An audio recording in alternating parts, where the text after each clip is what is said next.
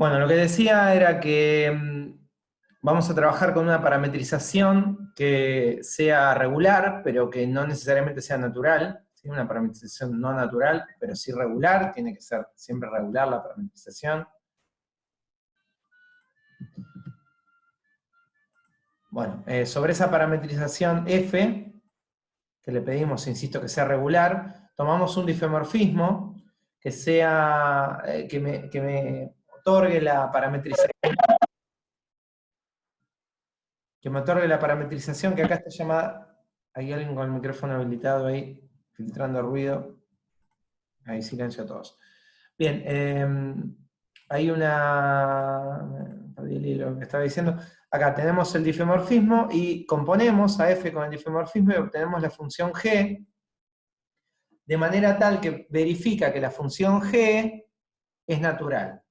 Dicho de otra manera, la función que está siendo compuesta está dada por longitud de arco. Cada vez que le damos S como parámetro, acá en el apunte que yo escribí aparece un moñito arriba de la F. ¿Sí? Bueno, vamos a renombrar, porque si no voy a tener que cambiar muchas letras. Este es F moño, este es F moño, y este es F moño. F moño es la parametrización dada por longitud de arco, ¿está bien? Y F es la regular. Si se confunde, miren el parámetro. Cuando el parámetro es T, estamos hablando de la F no natural. Y cuando el parámetro es S, estamos hablando de la F sí natural. Ya tenemos esta equivalencia, ya la habíamos hablado. Sabemos que el vector tangente unitario calculado en F es directamente la derivada, y calculado en T es directamente, no es directamente la derivada, sino que hay que normalizarlo. Tengan en cuenta, chicos, que el vector tangente unitario es el mismo. Yo tengo una curva, y sobre esta curva tengo la dirección tangente, y si el vector tangente unitario es este que viene de acá hasta acá,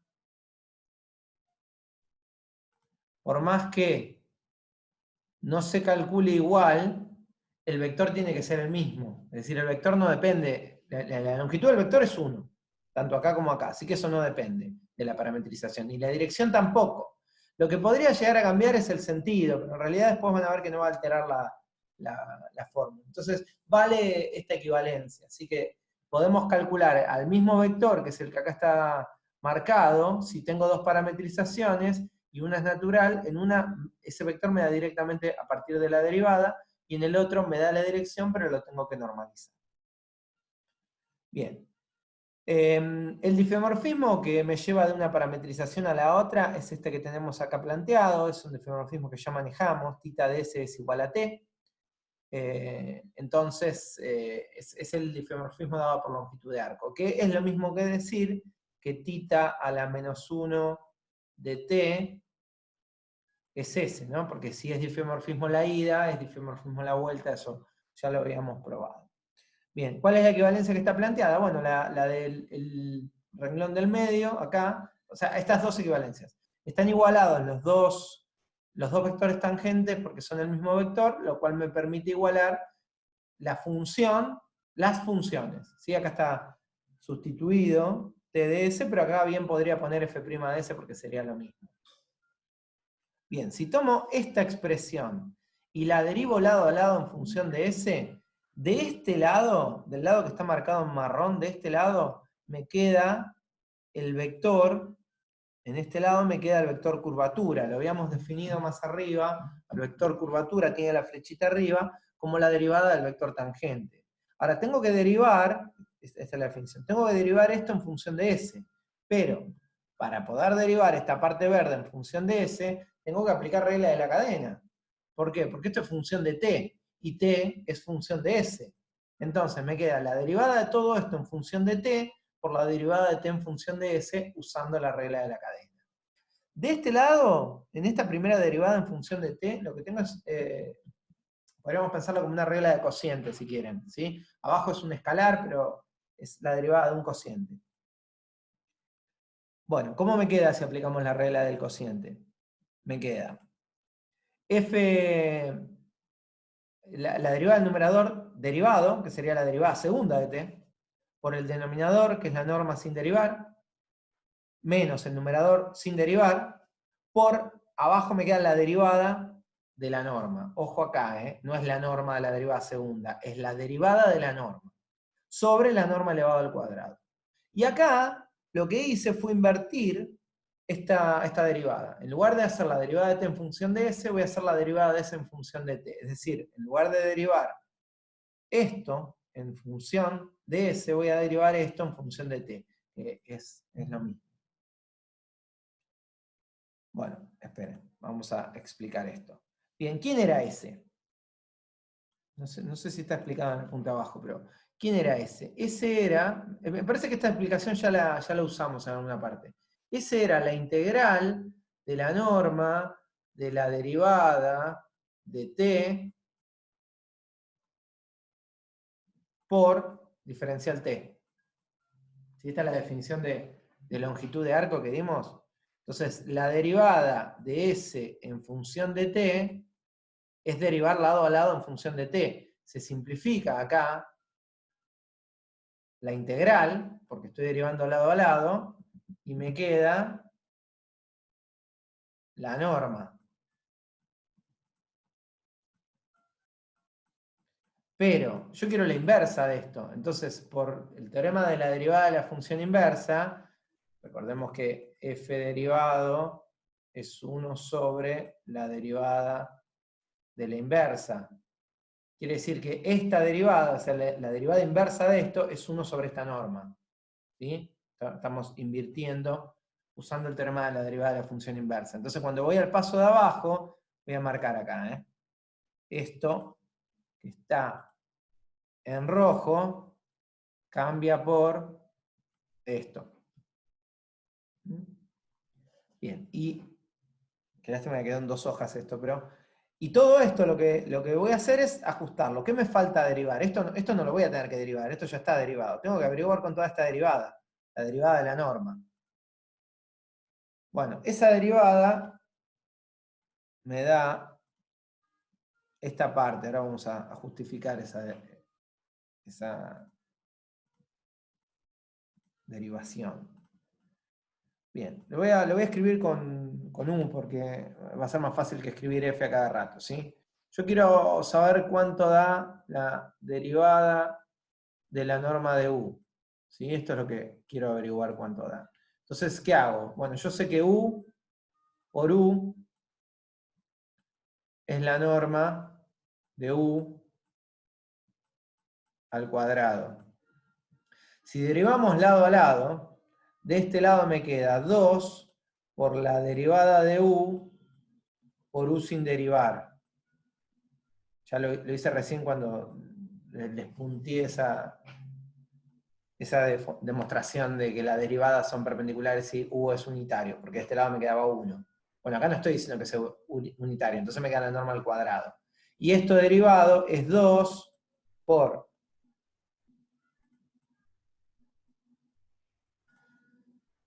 la norma de U, estoy usando regla de la cadena, por la derivada de U. Esto es lo que yo quiero averiguar cuánto da. Entonces, ¿qué hacemos? Simplificamos esto con esto y pasamos esto dividiendo. Quiere decir que lo que yo estoy buscando, que es la norma de la derivada de U, es U derivado por U sin derivar dividido la norma de U. Esto es esto. Bien, yo quiero averiguar cuánto daba la derivada de cuánto. O la derivada de quién, mejor dicho. La derivada de, acá, de f'. O sea, la derivada de la norma de f'. Entonces, ¿qué me va a quedar? F' por f' dividido la norma de f'. ¿Sí? Vamos de vuelta. Mi u ya está derivado. El u acá es f'. Entonces, cuando haga u', es f', o sea, la derivada segunda, que está acá, por u, que era f', que está acá, producto escalar es conmutativo, sobre la norma de u, que era la norma de f'. Entonces ahí llegué a eso que está marcado en azul. ¿Sí? Es lo único que cambió respecto al paso anterior, lo que está en azul y lo que está en rojo. Bien, acá solamente ajustamos los denominadores. Estamos entre estos dos, entre este que está acá y este que está acá. ¿Sí? Si juntamos a un solo denominador, este me va a quedar al cuadrado y abajo me va a quedar al cubo. ¿Sí? Este me va a quedar acá al cuadrado y acá me va a quedar al cubo, pero multiplicado por este que está acá afuera, cuarta. Arriba, repito. ¿Sí? O si quieren, no sé, hacer distributiva, queda separado en dos, pero es lo mismo. Bien, llegamos a esta expresión del vector derivado. ¿Sí? Este es el vector derivado. Pero a mí no me interesa tanto calcular el vector derivado. De hecho, fíjense que esto es bastante fulero. A mí lo que me interesa es calcular la norma del vector derivado, porque lo que quiero es la curvatura. Entonces, vamos a calcular la norma de capa de S, que es lo que yo quiero calcular. ¿Sí? La norma de capa de S elevado al cuadrado es capa de S por capa de S. Y capa de S es todo esto. Entonces tengo que plantear todo eso, que está acá, hasta ahí, por todo eso que está acá en producto escalar. Ven que lo elevé al cuadrado. Entonces el producto escalar del vector por sí mismo. Parece que hay un micrófono abierto. ¿Hay alguien tratando de preguntarme algo?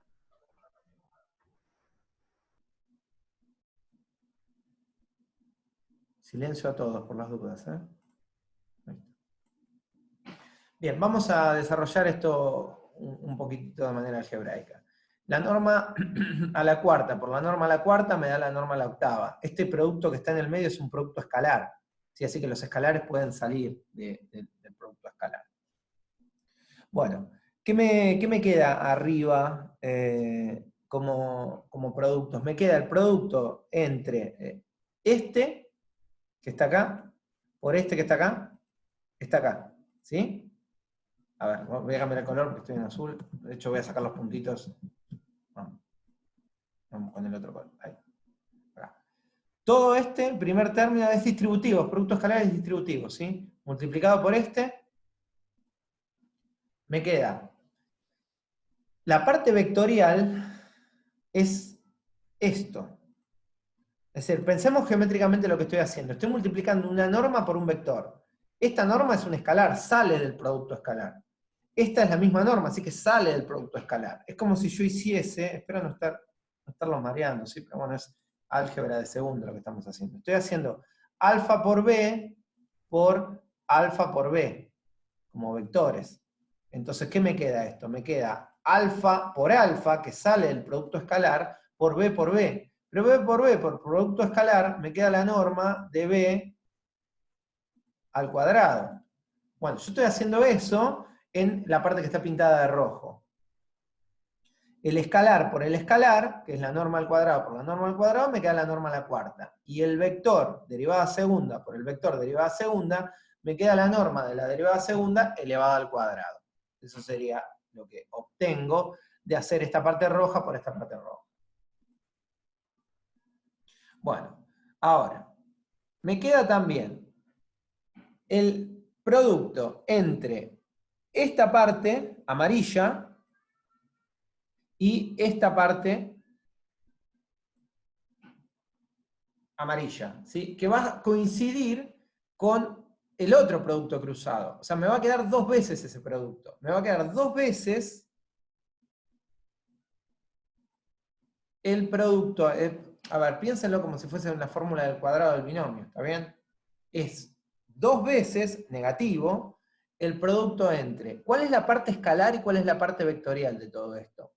Lo primero ya lo analicé. Es la norma de f derivado de t al cuadrado. Esa norma escalar sale del producto escalar, al cuadrado adelante, por. Esa es la componente escalar de este vector. Este segundo vector, fíjense cómo está expresado. ¿Sí? Esto es un vector por corchete. Y esto que me quedó acá es el producto escalar entre f' y f segunda. F' y f segunda, esta parte queda como resultado. Un escalar, porque es un producto escalar. Quiere decir que esta parte, este corchete, es el escalar de esta componente vectorial. Entonces, vamos para acá. Borro esto que es viejo. Tiene como componente escalar ese corchete, que es f' de t por f segunda, vamos a sacarle las t, f' por f segunda de componente escalar. Y ahora viene el producto entre los vectores. Acá el vector es la derivada segunda y acá es la derivada primera. Entonces me queda otra vez el producto escalar entre la derivada primera y la derivada segunda. Otra vez la derivada primera y la derivada segunda. Esto es un producto escalar, ¿eh? Esto es un producto escalar, esto es un producto escalar. Y esto es un producto escalar, esto es un producto escalar. Y es la misma cuenta. Quiere decir que queda elevado al cuadrado, ¿está? Y después lo que tengo que multiplicar, por otro lado, en el tercer término del cuadrado del binomio, es la parte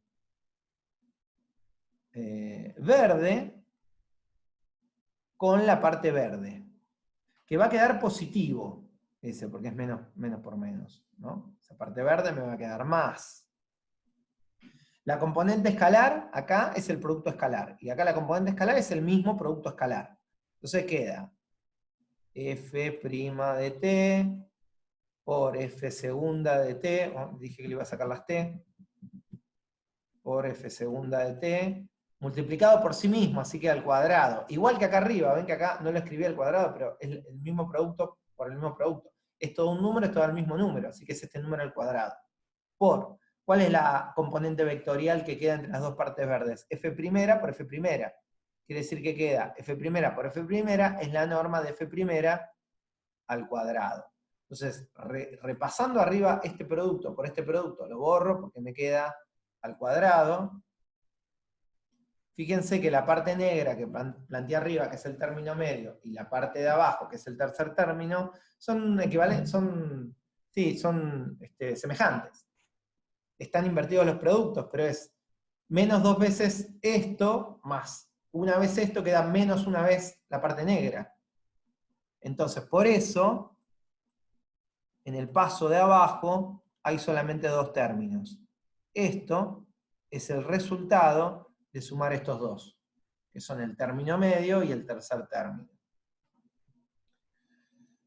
Bueno, en el paso de abajo, de acá a acá, factor común, la norma de f de t al cuadrado. Acá lo tenemos a la cuarta, acá lo tenemos al cuadrado. Entonces cuando sale al cuadrado, acá este cuadrado, esta cuarta queda como cuadrado, es este, que pasa a cuadrado, y este desaparece completo.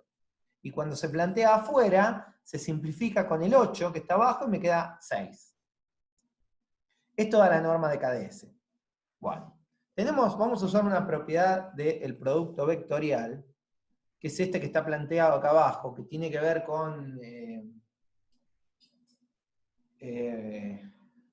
el área del paralelogramo y con esas cosas, ¿no? Que tiene nombre esta identidad, yo en este momento se me fue.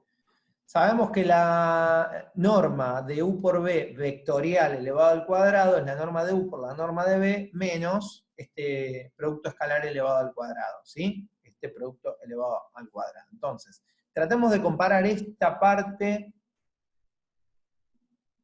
con esto.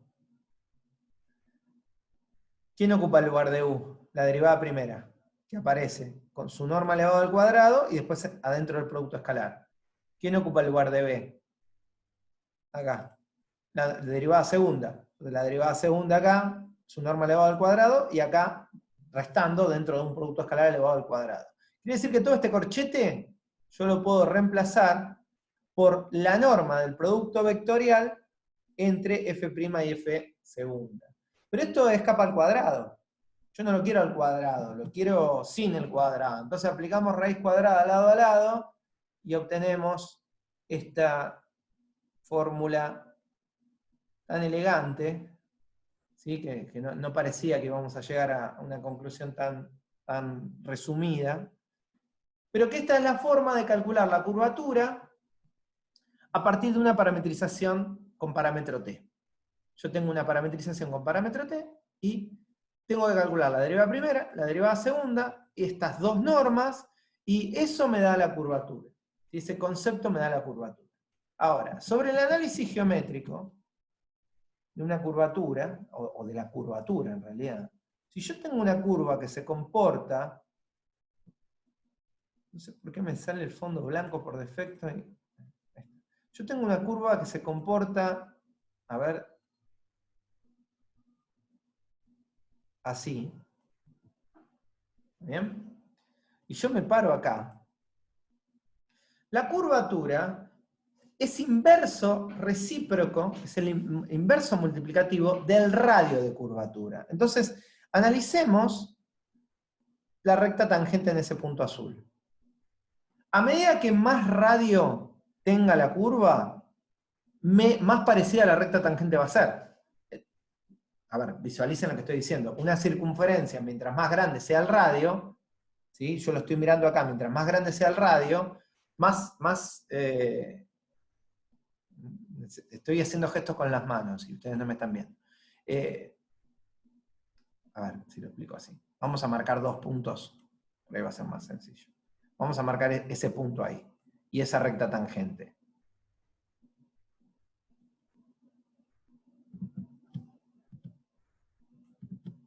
Ahí. Ese punto. Ahora sí. Bien. ¿Qué circunferencia osculadora tiene mayor radio? ¿La del punto azul o la del punto verde? Bueno, fíjense que el círculo osculador del punto verde es más chiquito y el círculo osculador del punto celeste es mucho mayor. Este círculo osculador tiene que tener más o menos así. Y este es más chiquito, más parecido a la curva. Entonces, este tiene un radio menor y este tiene un radio mayor. Pero la curvatura es el inverso multiplicativo. Quiere decir que mientras más grande sea el radio, más chica es la curvatura. Mientras más chico sea el radio, más grande es la curvatura. Entonces, ¿qué punto tiene mayor curvatura entre estos dos? ¿El verde o el azul? Respuesta, el verde. Podríamos leerlo geométricamente que mientras más curvada está la curva, más curvatura va a tener. Es un trabalengua espantoso, pero quizás se entienda. Otra forma de decirlo es que una curva tiene más curvatura mientras más alejada esté de su recta tangente. Mientras más se parezca a la recta tangente, mientras más se parezca a una recta, menos curvada está, menos curvatura va a tener. Ese es el concepto de la curvatura que nosotros tenemos y lo calculamos a partir de acá. Ahora bien, la curvatura del punto celeste y la curvatura del punto verde tienen diferentes signos, porque una está abajo de la recta tangente y la otra está arriba de la recta tangente. Pero a mí eso no me importa, porque lo que me interesa es saber qué tan curvada está. Al menos no por ahora, no me interesa tanto saber si está arriba o debajo de la recta tangente, sobre todo porque arriba y abajo es relativo. Pero en el mismo orden de medición tienen curvaturas de distintos signos. Entonces, me interesa el módulo, ¿sí? Y esta fórmula, arriba es una norma que da siempre positivo, y abajo es una norma que da siempre positivo. Entonces esto me informa la curvatura, pero no de qué lado de la recta tangente está. Me informa qué tan curvada va a estar. Y mientras mayor sea el número acá, mientras mayor sea la curvatura, más chiquito es el círculo osculador. Pausa. Volvamos al ejemplo con el que nosotros habíamos trabajado y hallemos en el mismo punto en el cual trabajamos la curvatura. ¿Cómo hago? ¿Qué necesito para la curvatura? Bueno, necesito la derivada primera, acá está, y necesito la derivada segunda, que no la tengo. Entonces, vamos acá abajo, vamos a hacer una cosa, vamos a separar esto. Ahí vamos a perderlo un cachito de vista, que eran la recta tangente y el plano normal.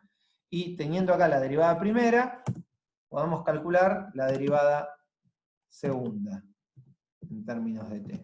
La derivada segunda me da, la primera componente que es 2t me queda 2, la segunda componente que es 3t cuadrado menos 2 me queda 6t, y la última componente que es 1 me queda 0. Bien, esta derivada, como yo quiero calcular la curvatura que tiene la curva en un punto, en este punto, el punto 2 menos 1, 4, lo que quiero es evaluada. ¿Sí? Vamos a cambiarlo de lugar. Bien, esa es la derivada primera, vamos a hacer así. Esta es la función evaluada, la derivada primera evaluada, la derivada segunda, y ahora necesito la derivada segunda evaluada. Evaluado me queda 2, 6, 0. Necesito el producto vectorial ahora, entre la derivada primera evaluada en 1, vectorial, la derivada segunda, evaluada en 1. Esto sabemos que es el determinante de I versor, J versor, K versor, de 2, 2. ¿Dónde está evaluada acá? 2, 1, 1. 1, 1, y abajo me queda 2, 6, 0. Bueno, primera componente. 6 menos 6, 0. Segunda componente, acá, que es posición negativa, ¿eh? Recuerden, 2 por 6, 12, menos 2, 10, así que menos 10. Tercera componente, posición positiva. Profe, abajo sería 260, puso 266. Ah, bueno, perdón, gracias. Tenés razón. Entonces, ¿qué calculé mal? La primera posición me sigue dando, no me da 0 ahora. Es 0 menos 6. Menos 6. La segunda posición, que es negativa, me queda 2 por 0, 0 menos 2. Menos 2 con el menos de la posición 2. Y la tercera posición es 12 menos 2, que es 10. Necesito esta norma.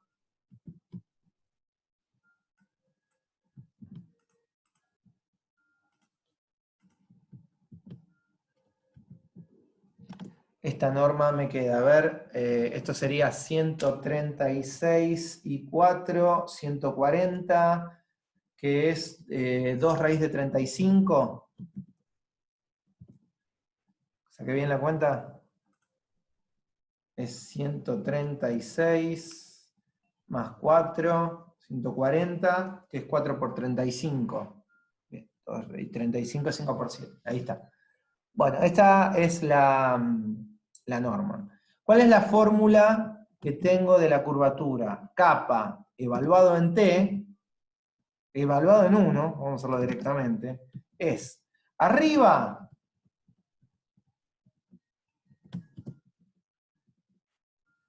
la norma de la función, del producto vectorial. Ahí no me salía. Sería 2 raíz de 35, la norma del producto vectorial. Y abajo, la norma de la derivada primera, que es raíz de 6, al cubo.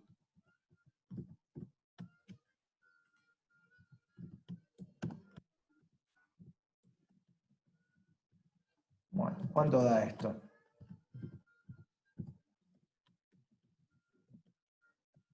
Bien. Raíz de 6 al cubo es 6 raíz de 6. Entonces esto me queda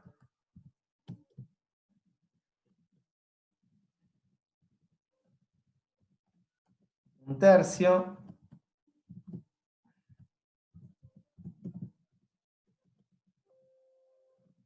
¿Qué pasó? Se me corrió todo. Ahí está. 1/3. Y cuando racionalice la raíz de 6, me va a quedar abajo por 6, que va a ser 18. Y arriba la raíz de 35 me va a quedar raíz de 35 por 6, que sería 5 por 6 por 7, no puedo extraer factor radical, que sería 70 por 3, ¿no?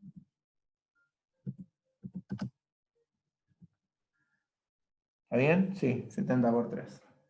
7 por 5 por 6, no puedo extraer factor radical. Bien, ahí está, ahí tengo la curvatura. Es una cuenta, es sencillo, no hay mucha vuelta que darle. Bien, teorema sobre difeomorfismo. Un difeomorfismo conserva la curvatura. Si entendemos lo que hace el difeomorfismo, esto es evidente. Yo tengo una curva, y la curva en un punto tiene una determinada curvatura. Si yo lo parametrizo de una manera o de otra manera, ¿la curvatura cambia? Bueno, no, porque la curvatura es una propiedad que tiene la curva, no una propiedad de la parametrización. Entonces, que un difeomorfismo conserva la curvatura es un concepto evidente. Lo que vamos a hacer es demostrarlo.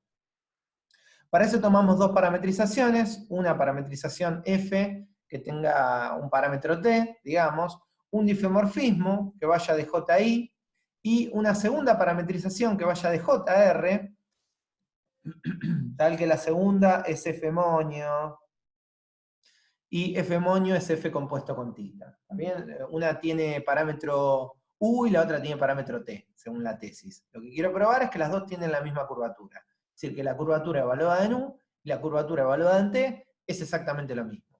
F moño tiene su parámetro U y F tiene su parámetro T. Bueno, consideramos la función compuesta, ¿sí? F moño es F compuesto con tita. Derivamos lado a lado de la ecuación. Acá hay que usar regla de la cadena. F de U derivado es F de T derivado por tita derivado, por regla de la cadena. Aplicamos norma lado a lado. Acá no sé si se ve bien, pero es una igualdad. Como esto es un escalar, la norma se transforma en módulo. Y volvemos a derivar. ¿Por qué? Porque esto es la derivada segunda. Entonces, una vez que volvamos a derivar, la derivada segunda, a partir de acá, no a partir de acá, a partir de acá, la derivada segunda es el primero derivado por el segundo sin derivar, tita derivado dos veces por f derivado una sola vez, más el primero sin derivar por el segundo derivado, pero cuando derive esto tengo que hacer regla de la cadena de vuelta. Entonces me queda tita sin derivar, y cuando derivo f de t, porque t es función de u, me queda la derivada segunda de f por tita derivado. ¿Sí? Así cuando derivo una función compuesta aparece su derivada adentro, bueno, si lo vuelvo a derivar, vuelve a aparecer. Por eso me queda acá esta derivada elevada al cuadrado. Ahora necesito el producto vectorial. Estoy usando la fórmula, ¿sí? En ningún momento la parametrización me dice que es natural. Así que tengo que usar la fórmula. Necesito la norma de la derivada primera, que acá la calculé, y necesito la norma del producto vectorial. Ahora necesito hacer el producto vectorial entre la derivada primera, que es esto, y la derivada segunda, que es esto.